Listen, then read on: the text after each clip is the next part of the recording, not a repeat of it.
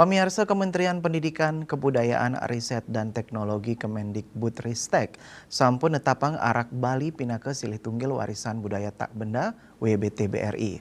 Mekata angganing usaha arak nyanggre becek gatre inucap. Nanging status WBTB kaptiang sida memargi sinarangan antuk nincapang standar kualitas arak Bali sane keraksa becek.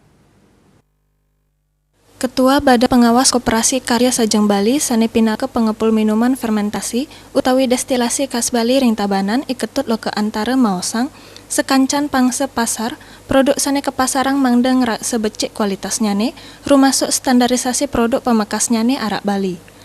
Paiketan dane ngapresiasi pengupaya perjuangan tu rasa urati Gubernur Bali Wayan Koster majang panglimbakan arak Bali kantos ngeranjing ring WBTB. Sedurungnya nih ngelintangin kebijakan Pergub nomor 1 tahun 2020 tentang tata kelola minuman fermentasi atau destilasi khas Bali, Gubernur Koster taler ngewantu pemasaran arak Bali. Pengupaya inucap ngawinang arak Bali mungguh dados inuman khas lokal sane kelimbakang kantos ring bago hotel, restoran saha pasar retail rite pengan mangkin. Dane ngaptiang predikat WBTB sinarangan antu usaha ngeraksa kualitas arak, mangda sida nincapang kauripan perajin arak lokal.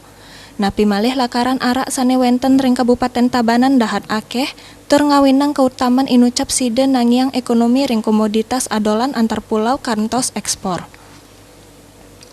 Loke antara sane sapisanan pinake ketua Kadin Tabanan ngawawahin, nenten wantah arak, samian produk pertanian Tabanan keaptiang sidang limbak ring pasar antar pulau miwah ekspor. Produk lokal sidang ngasilang jinah.